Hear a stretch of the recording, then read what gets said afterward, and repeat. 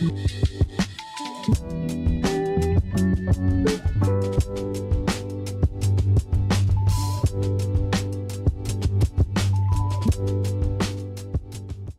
so this is how it came out.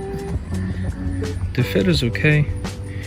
It started good, and then right about here it started to keep going straight. So what I did was, where it started to deviate, I pressed down on that, on the rain guard, and then I bent it down a little bit to make it as flush as possible.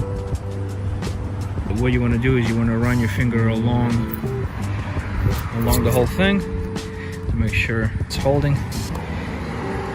And yeah, it looks like it's holding. So now we're gonna do the rear side and all the other ones.